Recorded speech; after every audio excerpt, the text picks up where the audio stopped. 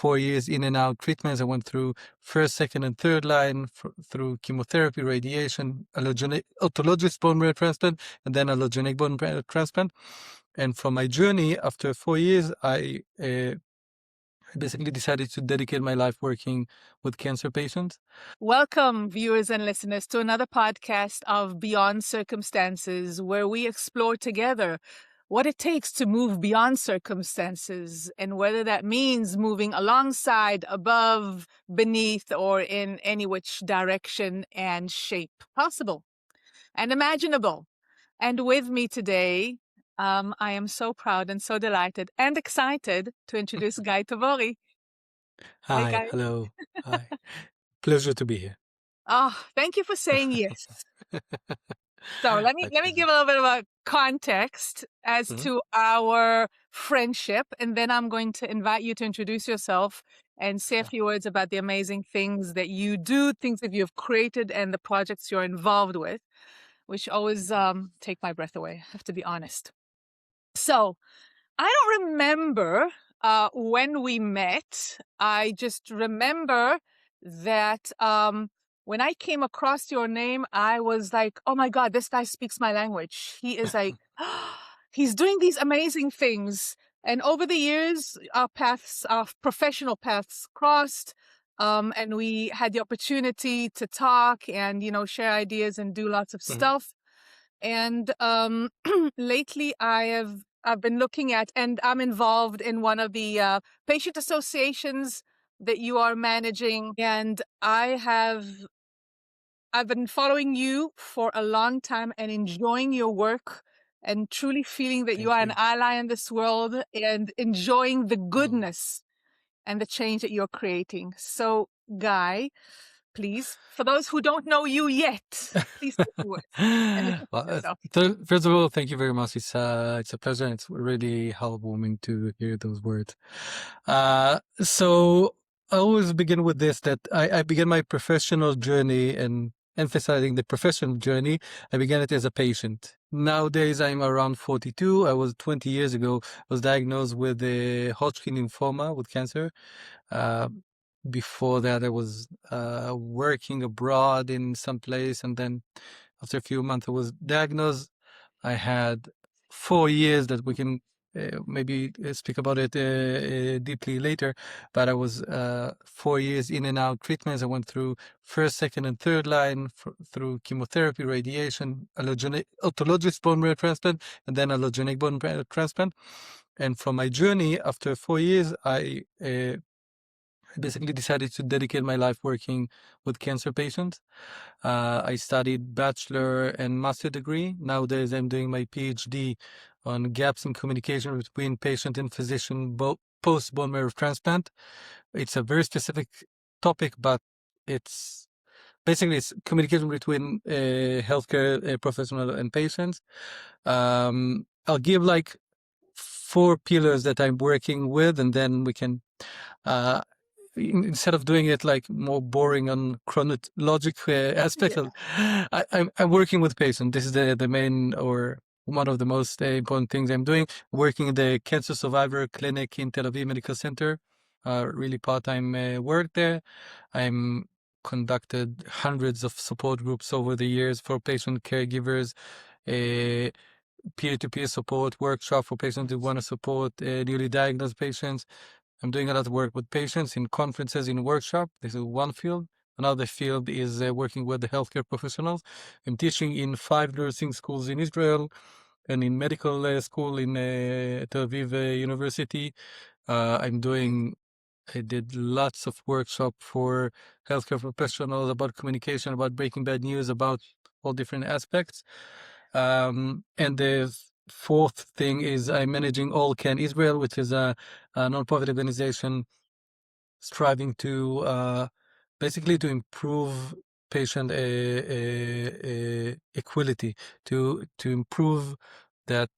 It's not a clinical perspective, but looking as the aim is to improve policy in cancer, not in the one-on-one aspect, but in the global or national level.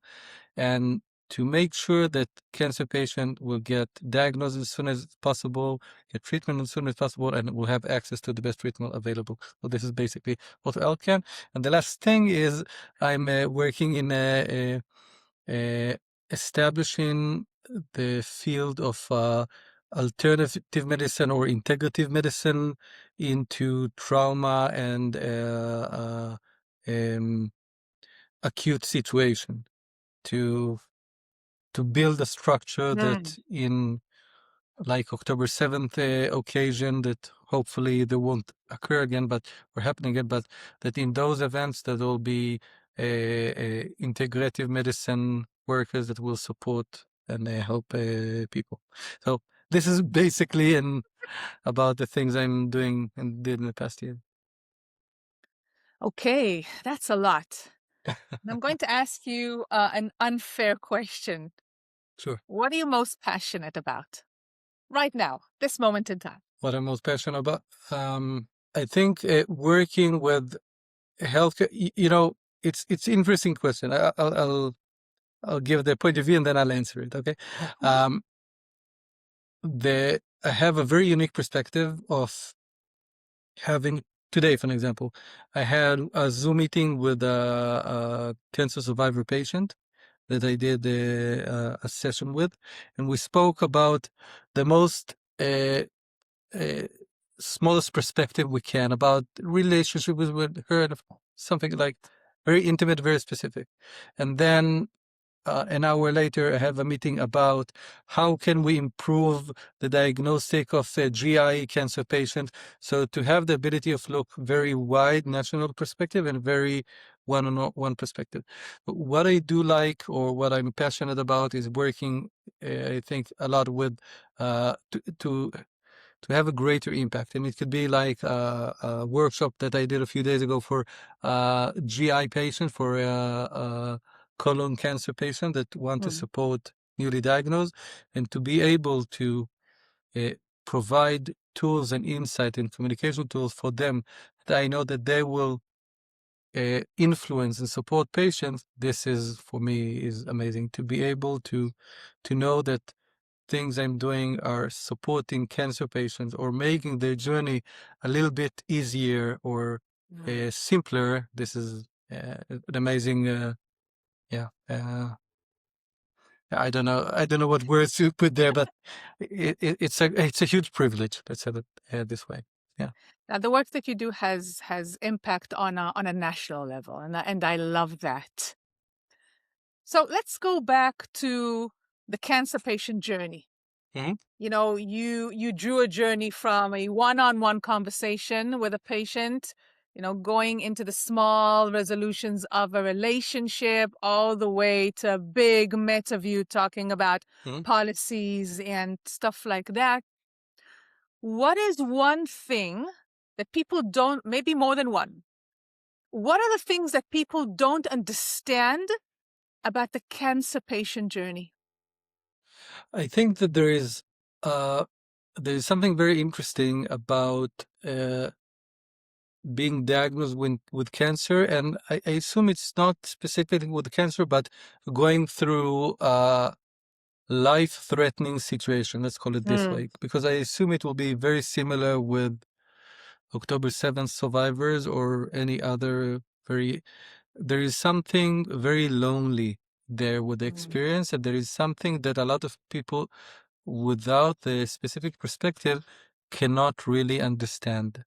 And fortunately, in most cases, it's a cancer patient that lives in a healthy microsystem, meaning the spouses, parents, and children are healthy. And then there is something, and it took me years to get to understand this resolution, that all of us, we grow to a family that we feel comfortable with. It could be a religious family, it could be a village or a city, but you have your parents and the environment you feel safe and you feel best with.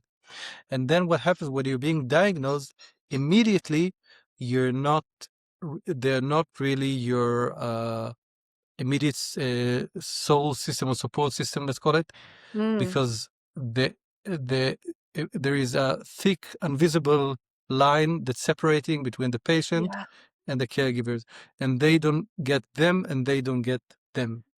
And it's very similar journey, but it's very different. And there is something there that a lot of time is not being understood, and not in the patient versus primary caregiver or spouse or parents. The same thing when looking on the national level. There is something, and I think this why patient advocacy, let's call it as a frame, is so important. And I have the privilege of doing it with talking one-on-one, when teaching nursing in medical schools, and when speaking in the parliament, for example. I want to get to your work with healthcare practitioners in a bit, but I deeply relate to what you're saying about that. I call it a veil. And, we both came to work in this field from our own experience. So I know what that loneliness feels like. And these are the people that I love most in the world. And yet I have transformed. I'm not sure how, but I feel it. And there's something that they will never understand. And I pray to God that they never go through the same circumstances that, that will make them understand. But I remember that with my illness, which was very, very rare at the time, I was desperate to find people like me. And it's really interesting. And I had, it was like a decade ago when I worked in two different hospitals at the same time. In one hospital, the patient didn't know about my personal background, and in the other, they did know. And it was one of the things I really recognized, that when people know about my personal background, like that, we're intimate and speaking, like crossing so many borders that in a split of a second. And in the other hospital where they didn't know about my background, and then I was 25 years old, 26, and a lot of patients were looking down at me, like, you were just born, you don't know what you're talking about, you never went through something like that. They didn't know that I went through more difficult treatment than they did. And once I had even happened, I was interviewed in the radio for some, but then one of those patients heard me and heard on the radio that about my personal story. And then it was amazing how we switched from looking down at me to looking at the same level. And it's fascinating how intervention or work as a therapist with patients excels so much when they know that we went through similar experiences. And I'm phrasing it this way because it's not that they usually say, you know what I'm going through. I don't. I usually don't say it at the same moment. I'm telling him, no, I have no, I'm not stopping that. But I went through similar experiences. I don't know where he is or what he's going through, but I went through those experiences, and I think, and I agree that I think it is something that we both have. It's the understanding and being on and feeling that. And there is something that I think that people go to vipassanas and do meditations for years in order to be enlightened. And the thing about enlightenment is to basically to feel the floor is being detached underneath you. And I think that one of the things that we as patients going through or went through is when we were diagnosed, we go through that experience. And I think that there is a spiritual experience being diagnosed. I mean, it's not that I'm going to tell someone, listen, you must have cancer. Amazing journey. Now, of course not. But there is something there. And I think that there is something that for most patients, there is even a spiritual experiences. Usually it's covered with a diagnostic and being going through treatment and surgery. So we don't see that and we don't feel that because it's covered with a lot of fear and stress. But there is something that we're going through there. And I think it's and a lot of patients don't know how to frame it or how to look at it, but they feel something has changed, and their spouses and family also feel that. And I think that many times I call it like the different dance that a family go through because it's like when the rhythm is changing, we need to dance differently. We need to adapt ourselves.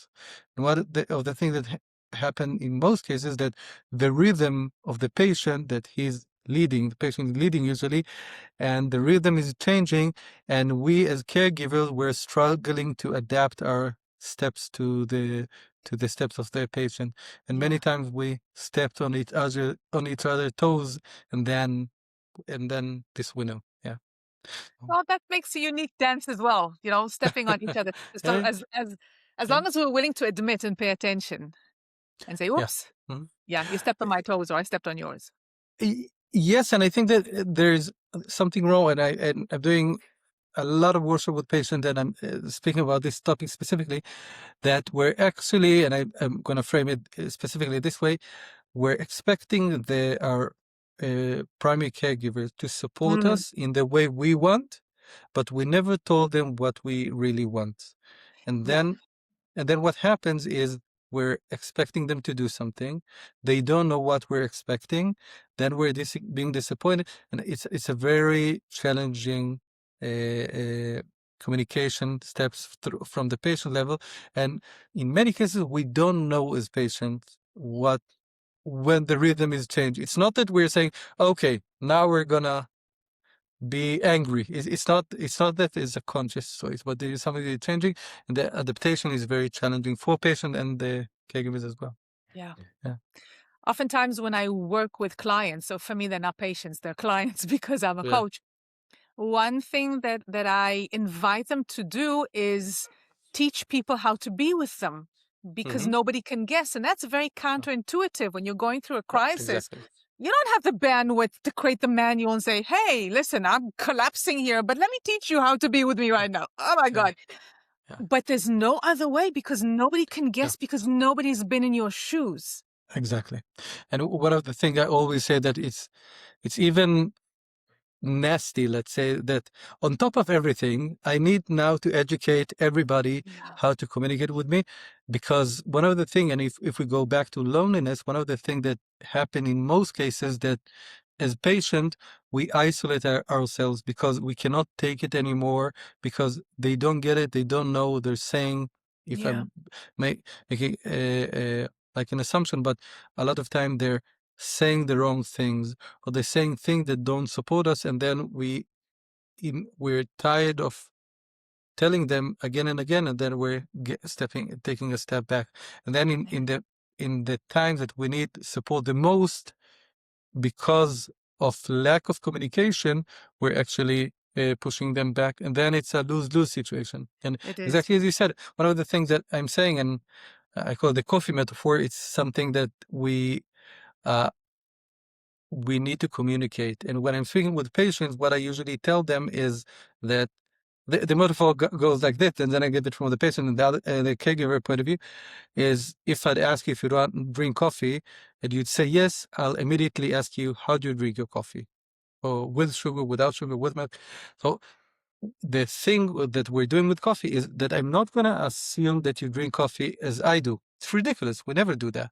I will ask an open-ended question. I'll wait for your feedback, and then I will uh, uh, make the coffee exactly as you want to. So with coffee, we get it. But then if we speak We do. about but we'll speak about cancer or illnesses, then one of the things that happens in most cases is uh, I will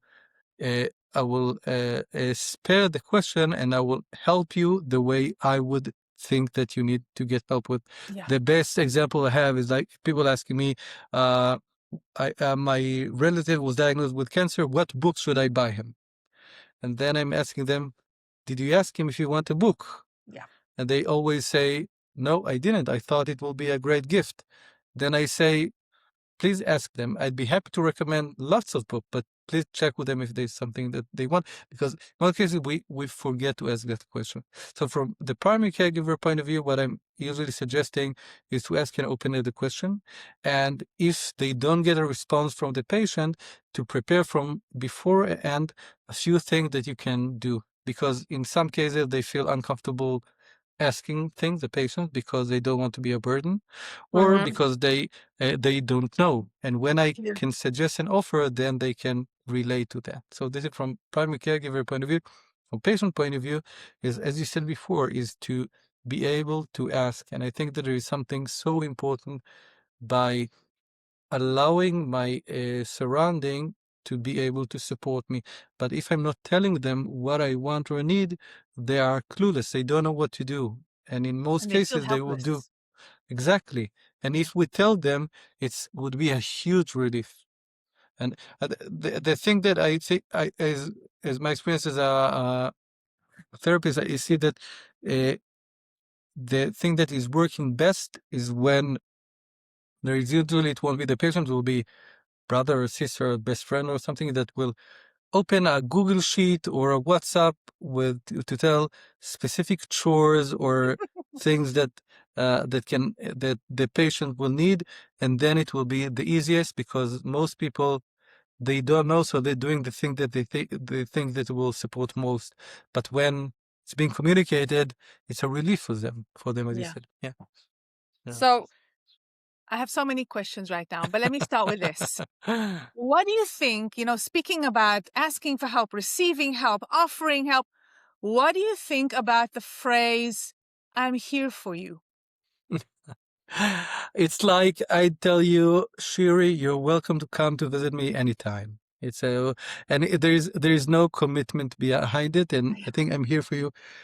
I there is I always say to patient when they see us and talking us as patients, there is something very frightening. It could be very frightening for them, and it could be a trigger for different people for different reasons. The main thing I hear many times is the patients say, I learned who my best friends are. And what I usually suggest is to reframe it as, I know from my friends whom can be there regardless to my situation. Yeah. And there is something that not everybody can, and not everybody are able, that when a friend of ours was diagnosed with cancer, not all of us can or ripe at the same moment to be there. And it's okay. That's okay. Yeah. Yeah. It's okay.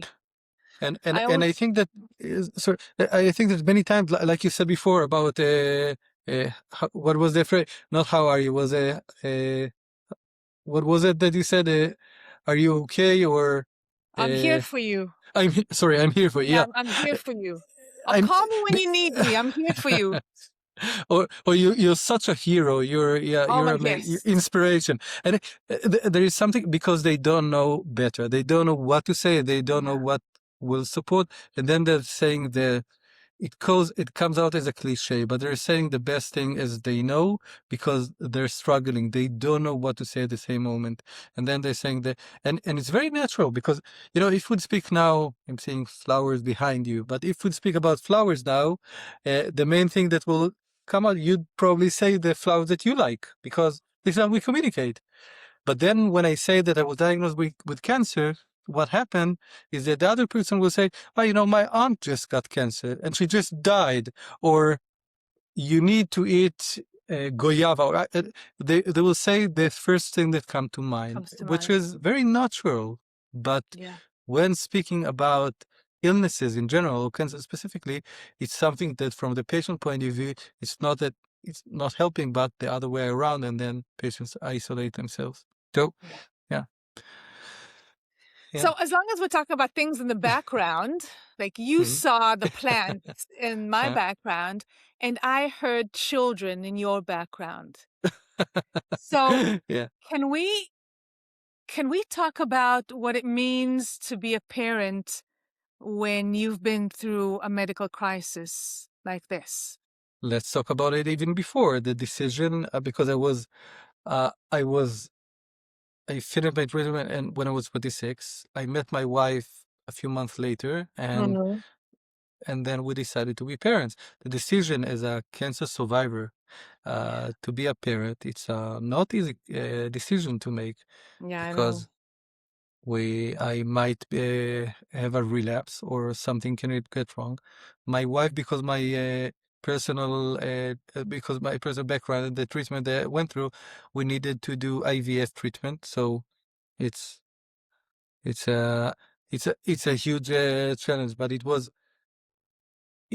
a decision that we made, but it was a decision that many times I'm giving to patients as well as a therapist, because the alternative is to wait that the bad thing will happen. And Hmm. if I'll connect it to beyond circumstances, I think that living beyond circumstances, meaning that there are the circumstances, and we both know what it means to that things happen not as we planned. The question is not if it happened or not, is what am I going to do with it? And I think it's a important and a brave question to ask. And as we all face and decide, I think that there is something when it's a conscious decision, it's something that is scarier and makes the decision more clearer, I think. Yeah. I remember that when I decided to get pregnant, which was a huge thing, I Mm. think my doctor wanted to fire me, but I and I survived. And I was the first one in Israel to survive a pregnancy with my illness. Oh, I remember that there was an article in the paper. I got so much hate mail telling me that I was selfish and I should be yeah. ashamed of what I'm putting my daughter through. And that's a perspective. Like I respect that perspective. There's I think, something. yeah, I think it's a very difficult decision. Having kids, it's a very challenging, and there is no, you don't need to have a certificate or something to do that. But I think, and it reminds me of Adi. She was a good friend. She died from metastatic breast cancer, and she decided it was 3 years before she passed away. I think she decided to do. She couldn't have babies on their own, so they needed to use, I don't know the word in English, A from donor? the code. Yeah, Yeah. a woman Surrogacy. donor. Yeah, Yeah. Surrogate. and she got the lady got pregnant and they had kids, and in her case it was metastatic cancer, which Yeah. was known that she will probably pass away in the next years. And I remember how brave she was, and I think there is something about that, because immediately the general feedback, let's say, it's you're not responsible if you're doing that. But I think that Hmm. that, and especially if we think beyond circumstances, if we'll speak about the October 7th in the past 3 years, we have no idea what will happen.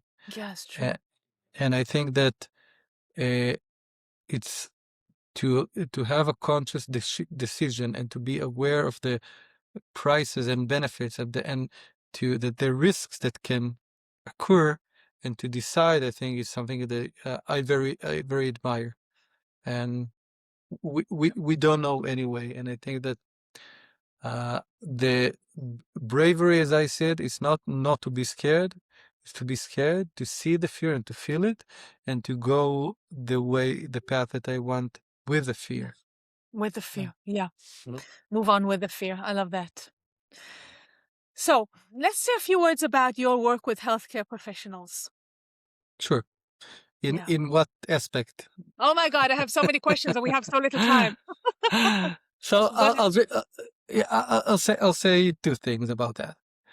One thing, I think that we're doing something wrong with how we're teaching our students, and I'll quote Dror Dolphin. Dror is the deputy CEO of Soroka Hospital, and is one of the leading physicians speaking about burnout in wow. Israel, and he's one of my mentors. And he says this, and it's a great or difficult example. If, like, which physician would you prefer? The very kind, that cares about you and very professional kind, or the one that comes just to do his work, doesn't care about you, is a professional, but he won't look at you even because they have very limited time. We prefer A, for an example. And then we take, and I'm quoting him, we take the best people to study physician. The smartest, the most capable. We do sessions, we do seminars, and we pick the best of the best. When they finish, and the most compassionate, most loving people. When they finish their studies after 6 years, we begin with type A and we finish with type B. So if we want type B, let's choose type B to begin with. But if we want type A, we're doing something wrong, that they're coming out the wrong way. And I see that, and especially when I'm teaching, and I'm teaching nursing students, and when I meet them, when they just finished in the first year, they're passionate, they have sparks in their eyes, they listening to every word. But if I come and teach them in their last year, they are burned out already. I know. Yeah, and it's something very painful to see how they shift. This is one thing. And the last thing about that I want to say is that it's amazing again and again that from patient perspective, many times we look at physician, especially if they're being not compassion or not, and it's amazing every time to see how difficult it is for them, and the fact that they are human as well, and to give a diagnosis for a physician to a patient, it's very, very difficult for them.